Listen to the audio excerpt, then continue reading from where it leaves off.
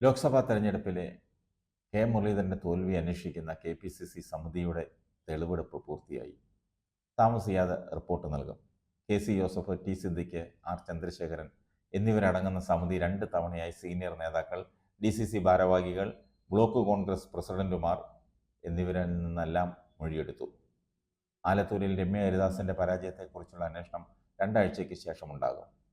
മുരളീധരൻ 3-ാം സ്ഥാനത്തായത് കണക്കിലെടുത്താണ് തൃശ്ശൂരിലെ തോൽവിയെപ്പറ്റി ആദ്യം അന്വേഷിച്ചത്. ടി. എൻ. പ്രതാപൻ, അനിൽ അക്കരെ, ജോസ് വള്ളൂർ ഇവർക്കൊക്കെ എതിരെ സീനിയർ നേതാക്കൾ ഉൾപ്പെടെയുള്ളവർ മൊഴി നൽകിയെന്നാണ് ലഭിക്കുന്ന വിവരം. ഇവർക്കെതിരെ പോസ്റ്ററും ഊമക്കത്തുകളും ഒക്കെ പ്രചരിച്ചിരുന്നു. മുരളീധരന്റെ തോൽവിക്ക് കാരണം ഇവരെന്നാണ് ആരോപണം.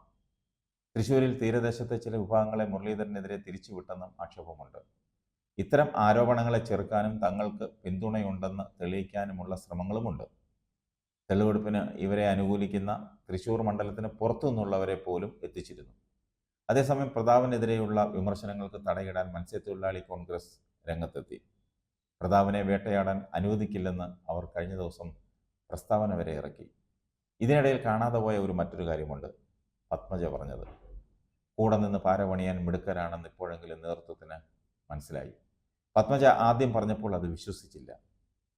ആലത്തൂരിൽ രമ്യ ഹരിദാസിനെതിരെയുള്ള ഒരു വിഭാഗം പ്രവർത്തകരുടെ പ്രതിഷേധം ഇതുവരെ കെട്ടടങ്ങിയിട്ടില്ല. പാർട്ടിയെ അനുസരിക്കാതെ ചിലരുടെ കയ്യിലെ കളിപ്പാവയാണ് അവരെന്നും അനാവശ്യ കാര്യങ്ങളിൽ കടുംപിടുത്തം കാണിച്ചെന്നുമുള്ള ആക്ഷേപമുണ്ട്. രമ്യയോട് വിയോജിപ്പുള്ളവർ പ്രചാരണത്തിൽ ഉൾപ്പെടെ സഹകരിച്ചില്ല. ബി.ജെ.പി സ്ഥാനാർത്ഥി ടി. എൻ. സരസുവിന് ലോക്സഭാ തെരഞ്ഞെടുപ്പിൽ 1 ലക്ഷം വോട്ട് കൂടിയത് കോൺഗ്രസിലെ വിള്ളലിനെ തുടർന്നാണെന്നും ആക്ഷേപമുണ്ട്. പരാജയത്തിൻ്റെ ഉത്തരവാദിത്വം പാർട്ടിക്കല്ലെന്നും സ്ഥാനാർത്ഥിക്കാണെന്നും Palakkad DCC president A. Thankappan തുറന്നടിച്ചതും വിവാദമായിരുന്നു.